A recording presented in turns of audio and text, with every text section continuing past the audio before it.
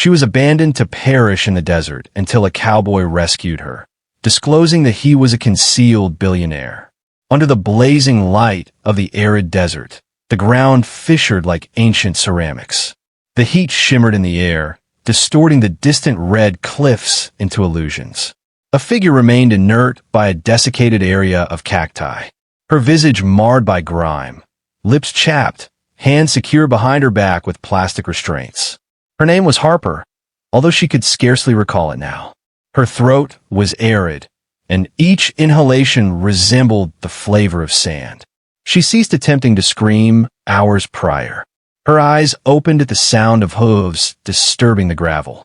She inclined her head slightly, her eyesight blurred, struggling to elevate her chin. A horseman appeared, silhouetted against the blazing azure sky behind him. He stood tall in the saddle, broad-shouldered, adorned with a worn hat and a tan shirt stained by perspiration and sunlight. He alighted gradually, the horse exhaling sharply as it halted alongside her. "You do not appear to be an individual destined to be abandoned," he remarked. His speech was subdued, tranquil, and devoid of judgment. It appeared to have languished for years enveloped in dust and stillness. Harper attempted to articulate, but instead coughed. She gazed up at him, her eyes narrowing with the scant strength she possessed. He knelt alongside her, observing the contusions on her arms, the grime on her face, and the coagulated blood along her temple. He stated, "I will release you. For your information." She failed to answer. A portion of her remained skeptical of his existence. He retrieved a knife from his saddlebag and carefully severed the knots. Her wrists fell, painful and rigid. She grimaced. "Take it easy," he said, positioning one arm behind her back and the other beneath her legs. She attempted to resist, but her limbs succumbed long before her resolve did. He effortlessly lifted her and transported her to the horse, stabilizing her as he assisted her into the saddle. She leaned forward, grasping the horn, her head spinning. "I am Cole," he stated, ascending behind her and directing the reins. "We are close. Just hold on." Harper wished to inquire about the location or the identity of the individual or the reason for his concern, but the sun was dragging her back into darkness, and she allowed herself to succumb to oblivion. Upon awakening, she felt the refreshing touch of a damp rag on her forehead. The illumination was subdued, and the aroma of firewood was subtle. She blinked, disoriented, and realized she was inside either a tent or a cabin, difficult to ascertain. The walls were taut canvases affixed to a wooden framework. A saucepan simmered over a modest burner nearby. Cole was seated at a table honing a knife. His shirt was removed and hanging to dry. His back exhibited scars, not those inflicted by the passage of time, but rather those acquired via violence. She gazed, uncertain if she experienced anguish or security. He turned, observing her consciousness. "You successfully completed the initial sleep." He remarked that it was a positive indication, maintaining a steady tone. She elevated herself marginally, her muscles protesting vehemently. "Where is the location?" "What is my current location?" "A few miles from the highway." "Excessive distance for you to return on foot. Proximate enough for trouble to locate us if it approaches." "What is your identity?" "I informed you. The name is Cole. That is all you require this evening." She disapproved of the response, yet lacked the fortitude to contest it. He meticulously poured a tin cup of water and presented it to her. She consumed in deliberate, quivering sips. "You were abandoned there to perish," he stated, not as an inquiry, but as a certainty. "An individual desired your absence." Her grip on the cup intensified. "I did not observe any faces," she fabricated. Cole refrained from pressing. He merely nodded once and resumed his honing. The remainder of the evening transpired in silence. Subsequently, as night completely enveloped the desert and only moonlight illuminated the scene, Harper awoke abruptly from a nightmare. Chilled perspiration on her epidermis, heart racing. She abruptly sat upright, her eyes scanning rapidly. Cole stood at the tent's entrance, illuminated by the moonlight, with his weapon loosely grasped in his hands. She inhaled sharply, retreating against the cot. He pivoted swiftly elevating one hand. Simple. I'm not directing it towards you. Her respiration was labored. What is the reason for your retention of it? Whoever abandoned you may not have completed their intentions. I do not achieve deep sleep, particularly in the presence of unfamiliar individuals. Do you believe they will return? They typically complete what they commenced. She swallowed, her pulse decelerating slightly. You exhibit no fear towards them. I have lived enough long to no longer fear what is foreseeable. He exited, still grasping the weapon, and seated himself on a wooden stool just beyond the tent flap. A slender plume of smoke ascended from a nearby, smoldering fire. Harper reclined, gazing at the ceiling above her. The desert was once again calm. However, a man with a rifle suddenly stood between her and the lingering shadows that pursued her, and for the first time in days, she had an unfamiliar sensation.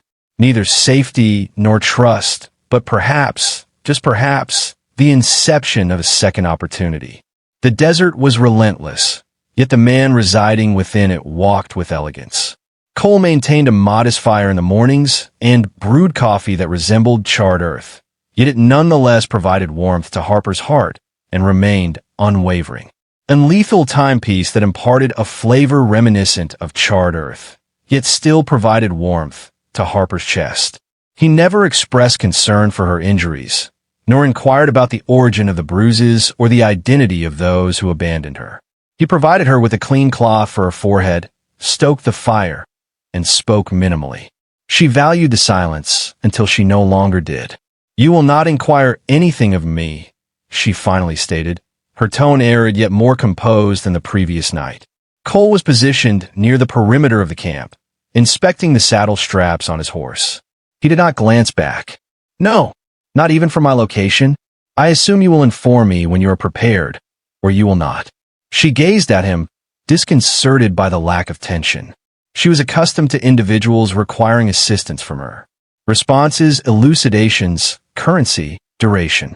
Cole appeared to require nothing whatsoever. Subsequently that morning, she attempted to assist him with the firewood.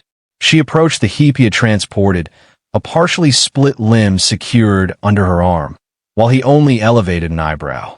"Are you attempting to stumble once more?" she scowled. "I am capable of transporting several logs." He shrugged and permitted her. It was the sole instance of tenderness he exhibited throughout the day. The sun ascended, and Cole mounted his horse, handing her a worn straw hat before departing with a rope slung over his shoulder.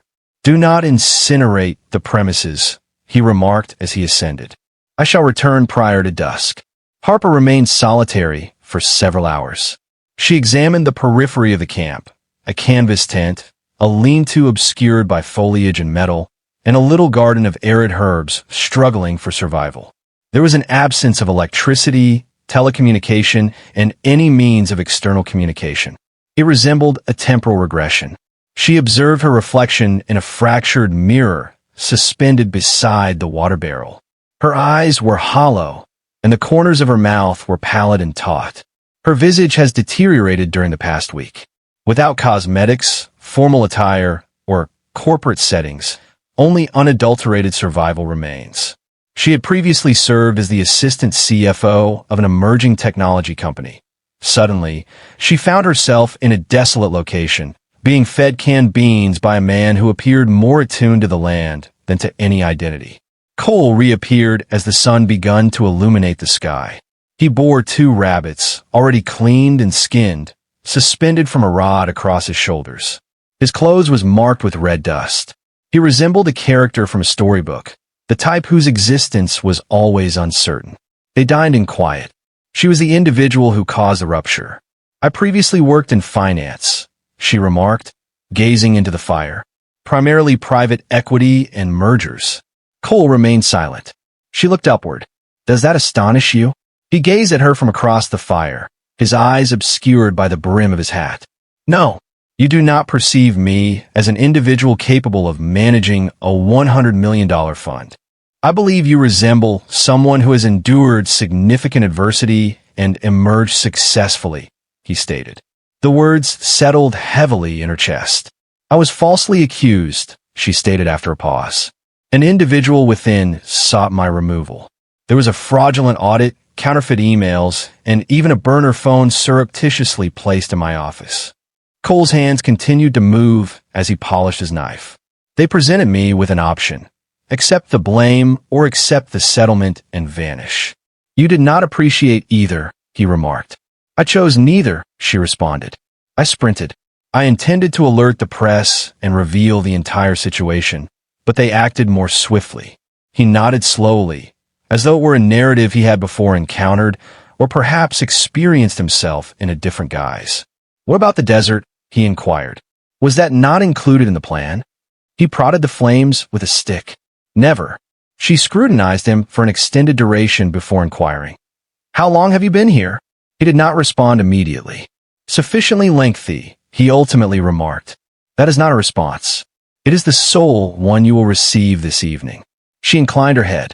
How long has it been since you conversed with someone who was neither injured nor fleeing? He held her gaze long enough to lose the ability to trust. The fire crackled between them. She yearned to probe the serene enigma he donned as a shield, yet something restrained her. Instead, she remarked, Thank you for not abandoning me there. Cole nodded briefly, then rose. He approached the clearing's edge and seated himself against a rock, his rifle resting across his knees. Identical like the previous night. Do you consistently sleep in that manner? She inquired. Only when there is something of value to protect. She refrained from asking if he referred to her, and he did not clarify. However, in the tranquility of the high desert night, enveloped by stars and wind, it was the first occasion Harper felt she might be secure enough to slumber. The initial indication was the light. Two diminutive beams pierced the distant darkness like fiery spears. Harper stood just outside the tent, a cup of water in hand, when she observed them, headlights reflecting off the uneven terrain, advancing gradually from the eastern ridge.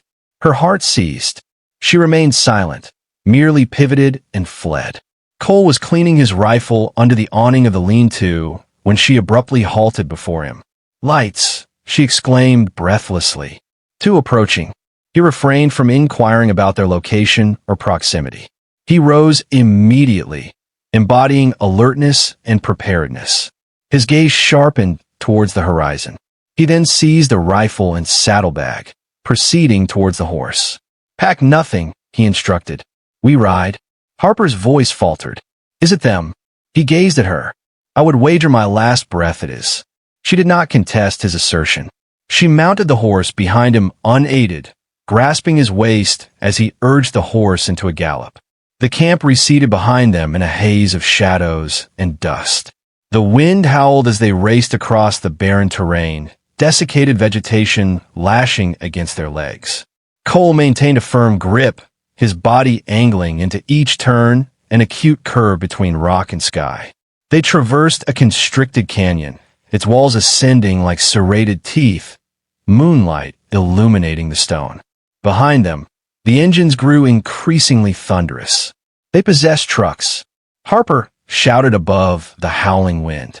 They will not pursue through this passage, Cole retorted. It is too constricted. We have a singular opportunity. The horse ascended the slope towards a lofty plateau, its hooves clattering against the solid stone. At the summit, they surveyed the vast expanse until gunshots reverberated like thunder. The initial bullet ricocheted off a rock mere feet away from them. Harper crouched. Cole pivoted abruptly, maneuvering the horse behind a group of boulders. We will lure them in, he stated, dismounting. You remain concealed. If I falter, you escape. She grasped his arm. No, you will not venture out there alone. Their gazes locked. I have done it previously. That is irrelevant. He paused momentarily. Subsequently, the voices arose. Disperse. Prevent them from reaching the pass. Footfalls reverberated on the gravel. 3 silhouettes materialized from the lower ridge, flashlights penetrating the obscurity. Cole moved with remarkable speed, tackling the first assailant before he could elevate his weapon, forcefully bringing him to the ground and dislodging the firearm from his grasp. The second assailant targeted Harper. She fell prone as a shot was discharged, dust rising mere inches from her visage. Cole pivoted, launching a flurry of punches. A precise elbow struck the second man's abdomen, yet the third assailant, concealed behind a rock, discharged his weapon. The sound resembled a whip's crack. Harper screamed. He collapsed to one knee, grasping his shoulder.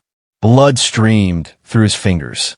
The assailants faltered, uncertain, dispersed by his ferocity. However, Harper did not delay. She rushed towards Cole, pulling him behind the closest rock face. "Remain down," he rasped. "Silence," she hissed, applying pressure to the wound. His shirt was drenched, and her hands were coated in blood. "You're losing blood rapidly. It penetrates completely," he stated through clenched teeth. "I will survive." "Are you certain?" "No," he said, his voice strained. "But I desire to." She ripped a portion of his shirt and secured it tightly around his shoulder. He grimaced, his jaw clenched, yet refrained from screaming or even groaning. "You have experienced this previously," she murmured, her fingers quivering from the frequency. "What?" He did not respond. The sounds of pursuit had diminished. Either the men had withdrawn or consolidated. She leaned into him, her forehead touching his. "I refuse to allow you to perish here," she asserted. "Not for my sake." He blinked, sweat cascading down his temple. "I did not act for you," he murmured. "I did it because I no longer flee from the wrong individuals." She gazed at him intently and perceived not merely anguish, but a profound, subdued, and long-suppressed recollection. He was not a wanderer, nor an uncomplicated individual, but rather someone who had once sacrificed for a greater cause and had never ceased. "We must proceed," she stated, assisting him to rise. He grunted, faltered, yet relied on her support only as necessary. They ventured further into the canyon, where the stone walls converged and the moonlight ceased to penetrate. Each step left a trail of blood, yet neither glanced back. No longer. The canyon was devoid of sound, save for the wind sweeping dust over the rocks. They arrived at a shallow cave, merely a fissure in the stone, but it sufficed. Cole reclined against the rock wall, blood gradually oozing through the improvised bandage. Harper collected the scant gear they had salvaged: blankets, a battered canteen, and an aged leather satchel that Cole had hastily thrown over the saddle. He had succumbed to a light slumber, his jaw tightly clenched even in unconsciousness. Harper rummaged through the satchel for additional bandages, sifting through meticulously folded fabric, several coins, and a metal tin containing dried herbs. Her fingers then encountered a hard, wooden, square object. She extracted a small box, no larger than a toolbox, with worn edges and a slightly rusted clasp. It appeared incongruous, being too well-crafted and meticulously maintained. She paused momentarily before opening it.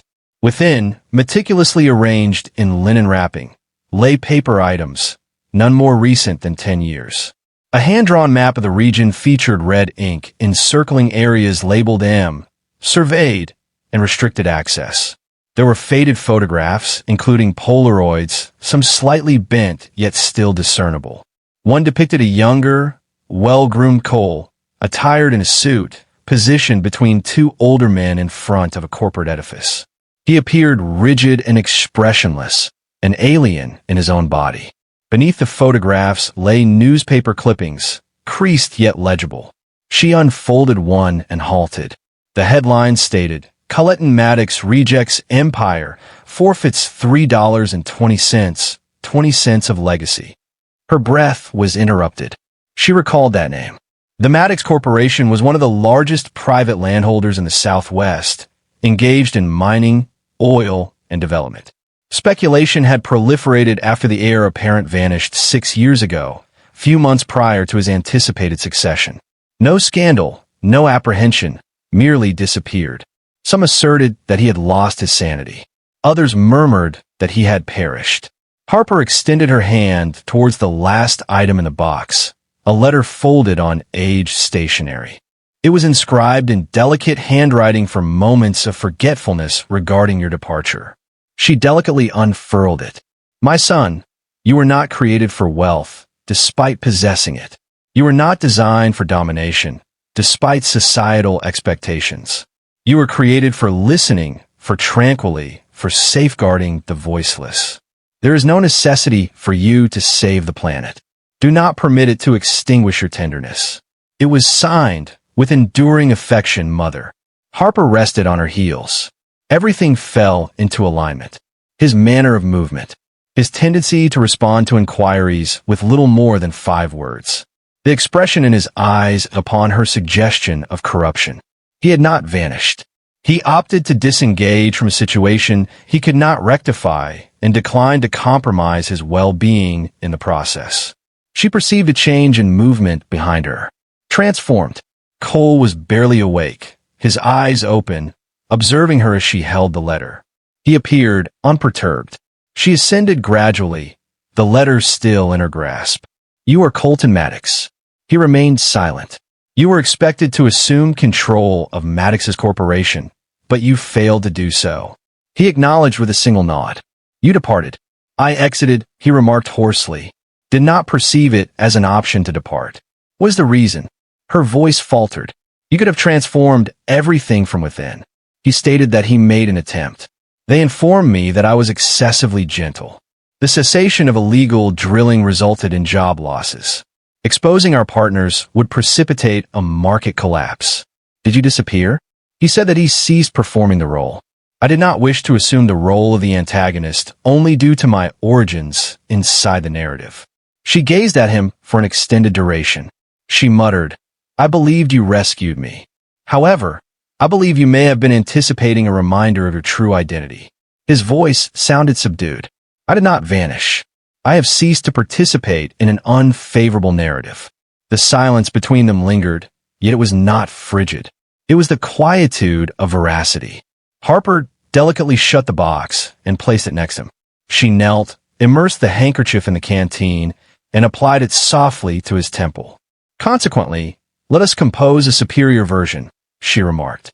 On this occasion, he did not avert his gaze. Harper omitted to bid farewell. She departed before dawn as the initial faint light illuminated the canyon walls, spreading elongated shadows across the dormant desert. Cole reclined motionless on the bedroll within the cave, breathing evenly, his shoulder newly bandaged and his body now at ease. She remained by him for an hour prior to sunrise, conflicted between departing and remaining. She cradled the wooden box in her lap, reread the letter from his mother, and gazed at the map indicating locations where his past lingered. Nevertheless, she departed. She did not take the horse, only a canvas backpack with water, a knife, and a charcoal-drawn local road map on parchment. She traversed the ridge trail eastward towards the antiquated supply road. If she were fortunate, someone would come by. Otherwise, she would traverse the 10 miles to the nearest petrol station. Anger was hardly the most intense emotion in her chest. The most painful aspect was the recognition that Cole Colton had not confided in her with the truth, not due to her status as a stranger, but because he had resolved that no one could comprehend the burden he bore, not even someone who had nearly perished beside him. She arrived in Purito Springs by midday, sunburnt. It was a dust-covered fragment of civilization. One restaurant, one hardware establishment, and a post office that had not operated for weeks. Within the diner, she ordered coffee with trembling hands and spoke with the server regarding the sheriff's office. A caravan is located in the rear. Sheriff Lang arrives on Tuesdays and Thursdays, contingent upon the truck's operational status. The day was Saturday. Harper muttered an expletive quietly. She set aside the coffee and approached the pay phone by the entrance, dialing the nearest county office. Following 15 minutes of silence and redirection, she left a message that was succinct, terse, and unfulfilling. A woman's voice from behind captured her attention. They are currently doing a survey of the Maddox Ridge line, equipped with drone markers and all necessary equipment. Harper rotated gradually. Adjacent to the next table, 2 men and a woman were seated with blueprints unfurled beside their lunch trays. They donned polished shirts, khaki trousers, and company emblems affixed to their belts. The woman articulated once more. Ground preparation commences next month. If the elderly guy outside fails to submit a land claim promptly, there will be no title and no rights. One of the men emitted a snort. If he possesses intelligence, he will gather his belongings and disappear once more. No one desires conflict regarding the family name on the deed. Harper advanced before she could dissuade herself. "Which company do you represent?" she inquired. They gazed upward, taken aback. "Madam, the project," she stated, indicating the drawings. "Who is providing the funding?" the woman said cautiously. "It is via Madeira Holdings. We are merely contractors." Harper became immobile. Madeira served as a subsidiary of Maddox Corporation. They pursued him once more, not due to their knowledge of his identity, but rather their ignorance of it, believing the desert to be desolate and the country devoid of significance. She pivoted silently, stepping onto the street, her lungs aflame with more than just heat. She might have continued walking. She could have forsaken him, allowing him to vanish once more. It was not her property. It was not her conflict. However, instinctively, she understood precisely how he would react if the situation involved another individual. He would rise. Regardless of the toll it took on him, regardless of the exhaustion it caused, he would endure, for that was his nature. She was determined not to allow him to undertake it alone. Harper encountered a retired rancher on the outskirts of town and exchanged her watch for a one-way transportation back to the canyon. The truck's windows were fractured. The radio was inoperative, although it functioned. Dust whirled in their wake as they accelerated westward. Upon her arrival, the cave was devoid of occupants. Panic initially surged in her chest until she observed the footsteps. One pair of boots, one drag mark. Blood droplets diminished down the stones. Cole had relocated, albeit not far, to a more secure location. She pursued the path until it culminated in a shallow ravine, concealed and obscured from the sky. He was present, barely cognizant, clutching his shoulder, breathing superficially. Upon opening his eyes and perceiving her, he remained silent. She did not either. She placed the bag next him, knelt, and poured water into his palm. He consumed it, scarcely observing her as a man uncertain of if he was dreaming. "You have returned," he rasped. Harper's voice remained composed. "Not intended for you." He blinked. She stated, "I returned because you are the type of man who would not abandon anyone, and I shall not do so either." Cole shut his eyes. A gradual, anguished smile emerged on his face, marking the first instance since the desert nearly engulfed them both. Neither individual was alone. The sun was already elevated when the gathering commenced. Cole positioned himself at the forefront of the antiquated mission church, his shoulder extensively bandaged, yet his voice remained distinct. Around him gathered a throng of 30 ranchers, homesteaders, and seasoned individuals with calloused hands and sun-damaged faces. Harper observed from the periphery, noting each manifestation of uncertainty and every affirmation of determination. Cole stated that they believe this site is unoccupied. They believe that our tranquility signifies a lack of resistance. We will cease operations, liquidate assets, and disappear. He gazed upon the assembly. They are incorrect. A person at the rear elevated a hand. "What actions may we undertake?" They possess drones, trucks, and legal counsel. Harper stated, advancing, that they possess a clock. Madeira Holdings is accelerating their efforts, aware that they lack legal entitlement to drill if we prolong the process sufficiently. If we can prevent them from establishing operations within 72 hours, we purchase time, possibly sufficient to obtain a court injunction, sufficient to extricate them. An elderly woman folded her arms. What if they disregard the advice? Cole remained unblinking. Subsequently, we render it unfeasible for them to excavate. That afternoon, they commenced their tasks. The locals delineated the perimeters of privately owned and contested land, utilizing boundary documents and historical survey maps. They erected wire, drove wooden posts, and displayed improvised signs stating occupied and under review. Harper arranged routes and rotations. Cole assisted in excavating trenches at critical entrances, methodically, with one hand, yet without interruption. By dawn, the desert had ceased to be silent. 3 black trucks entered the valley at dawn. Contractors, private security personnel, and an individual with mirrored sunglasses who emerged as if anticipating compliance. Harper encountered him in the midpoint of the ridge. "This is private property," she asserted, her tone resolute.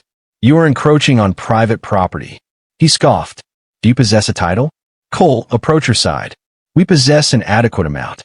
"Who are you?" Cole stated coldly that the one previously responsible for signing your paychecks. The man chuckled softly, then laughed. "Colton Maddox." The rumors were indeed accurate. Cole stated that they consistently are. Ultimately, stress erupted like lightning in the tranquil morning warmth. The man gestured behind him. "We possess the necessary permits. If you impede us, legal action will ensue." "We will halt you," Harper stated, "due to our capability." The initial impetus arrived swiftly.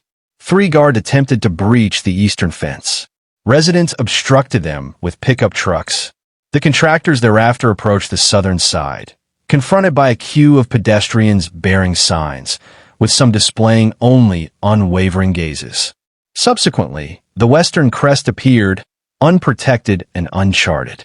Harper fled upon observing the shadowy figures maneuvering through the underbrush. She executed a broad cut, angling across the pitch to divert their attention. They observed her.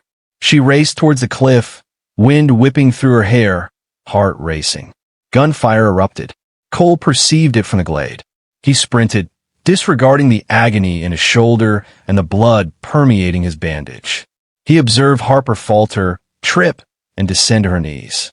One of the males brandished a weapon. Cole acted without hesitation. He surged ahead, colliding with the man before the trigger could be pulled. They plummeted to the earth in a conflagration of appendages and debris. A gunshot echoed, erratic. Another hand reached for Harper. She rolled, executed a powerful kick, scrambled backward, but then another shot was fired. Cole recoiled, faltering. Harper shrieked. He collapsed to his knees, blood spreading across his chest like a scarlet blossom. She rushed to him, collapsing beside him, her hands trembling. "No," she murmured. "No, no, no. Remain with me." He attempted to articulate, but blood stained his lips.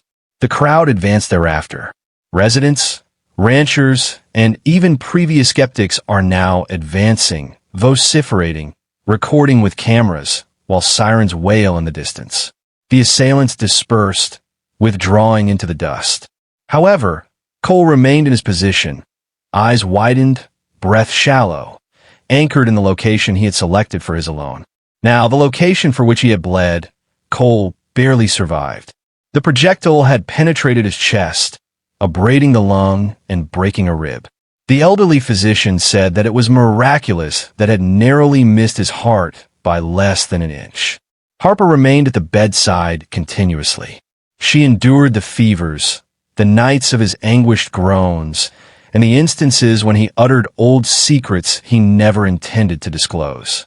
Names, regrets, and locations he had repressed within himself for years. She applied a cool compress to his forehead, tended to his wounds, and read to him from a worn book she discovered beside the dilapidated cot. Verses concerning rivers, untamed equines, and distant locales where the wind was not perpetually harsh. Occasionally, he would awaken, gaze at her, and remain silent, while she would smile nonetheless, merely to reassure him of her presence. Once the worst had subsided, Cole relocated to the porch, enveloped in a wool blanket and enveloped by the arid aroma of sagebrush and dust. Harper served him tea with honey and recounted stories. Not from the boardroom, not from the remnants she had abandoned, but narratives of her mother's garden, the antiquated red swing she formerly occupied, and the initial occasion she rode a horse and tumbled onto her back in laughter. He also laughed once. It appeared to be an action he had forgotten until that moment. As his body recuperated, so did another aspect, an unspoken connection between them that required neither words nor explanations. It was merely present as she handed him his hat before the wind intensified. As he leaned in closer while she read aloud to experience her breath on his skin. On the 7th day of recovery, as the sky turned golden, Cole requested her company for a ride. "Are you certain?" Harper inquired, scrutinizing his flank. "I shall not venture far," he stated, "merely beyond the ridge." They proceeded at a leisurely pace, two horses positioned side by side, their shadows elongated upon the orange slopes. Upon reaching the summit, they disembarked, positioning themselves behind a wind-twisted tree that adhered to the cliff as if it had resolved to remain whatever of circumstances. Cole retrieved a little packet from the breast pocket of his tattered shirt. He extracted a silver ring, aged, flawed, yet exquisite. The band was marginally warped, its edges worn by the passage of time. Yet within, inscribed in fine script, were 7 words. "Do not flee from love, even if it instills fear." Harper gazed at the engraving, her throat constricting. "It belonged to my mother," he stated softly. "She presented it to me the evening prior to my departure. All that was expressed, if I ever discovered a justification to cease fleeing, I would be aware." He extended the ring. "I was once part of the world, Harper," he stated. "The gatherings, the conference rooms, the heritage. It was never my possession. Not particularly. I chose it because it was simpler than selecting something genuine." She gazed at him, her eyes wide. "Then I abandoned it," he continued, his voice calm and measured. "Not out of courage, but due to my fear of what I might become. I no longer believed I deserved to belong anywhere." He moved closer. "But now, I yearn to belong to you."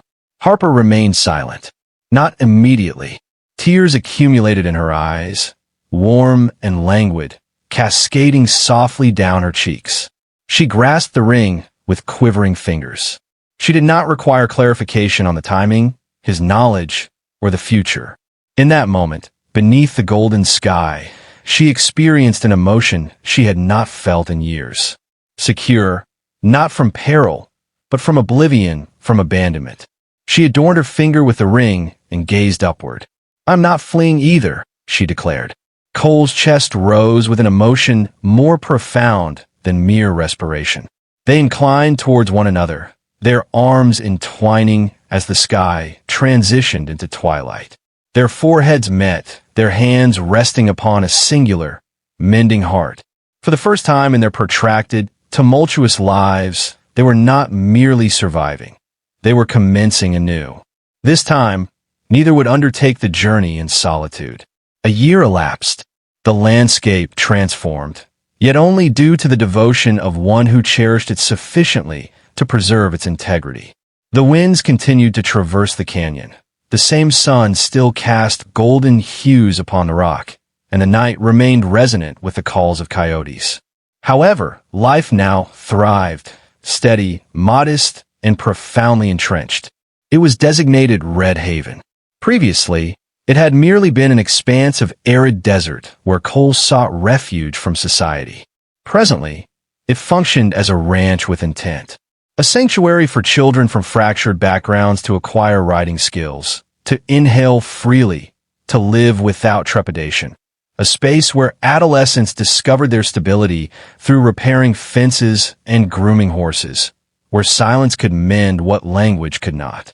Harper had converted the antiquated Linto into a modest open-air classroom.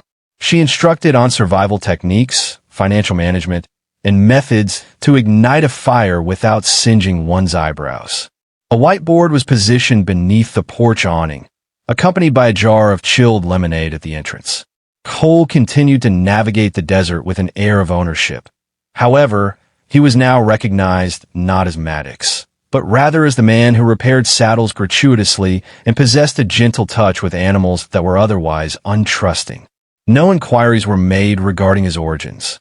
They arrived with their fatigued horses and restless sons, remaining longer than intended. The townsfolk referred to him as the good neighbor, which sufficed. There were no cameras, no headlines, merely diligent labor, sincere days, and the sound of hammers constructing something superior. One late afternoon, as the sky gradually transformed into orange, Harper emerged from the house, cradling a small child. The young girl, barefoot and sun-kissed, with an unruly cowlick, laughed and extended her hand towards the corral where Cole awaited, accompanied by 2 saddled horses. Is she prepared for her inaugural ride? He inquired. She was born ready, Harper responded, bestowing a kiss on their daughter's forehead before handing her over. Just like her father, Cole elevated the girl onto the diminutive saddle and ascended behind her. Harper mounted her own steed and rode parallel to them as they trotted towards the ridge. They proceeded in silence, interrupted only by the sporadic squeal of joy from the child. The wind tousled Harper's hair, gently tugged at the edge of her scarf, and whispered through the grass like a familiar companion. At the summit of the ridge, they halted. Below them lay Red Haven, characterized by fences, grazing horses, several cabins under construction for incoming personnel, and a row of trees that Harper had manually planted, extending to the horizon. Cole grasped her hand, though it was unnecessary, as the sun descended, enveloping the landscape in hues of red and amber. Harper turned to glance at the wooden archway that delineated the entrance to the property. A newly affixed sign dangled from the beam, unadorned, hand-carved, and frayed at the edges. Red Haven, where no one is left behind. She smiled, for this was now a reality, not solely for the children or the horses, but for herself and the man beside her, who once felt he belonged nowhere, yet now found his place precisely here. Together, they turned their horses and rode home, the wind at their backs, the sun on their shoulders, and a future that had already found them. Occasionally, it requires becoming lost in the most unforgiving environments to discover the home one never realized was necessary. Cole and Harper did not merely endure the desert. They reclaimed their narrative, one not dictated by wealth, treachery, or fear, but by the significant, understated decisions. To remain, to advocate for justice, to love despite the world's attempts to dissuade you. If their odyssey resonated with you, reminding you that no individual is irreparably damaged, too late, or beyond redemption, we encourage you to subscribe to Soul-Stirring Stories. Each narrative serves as a testament that hope can flourish in the most inhospitable conditions and that healing frequently commences in the most unforeseen circumstances.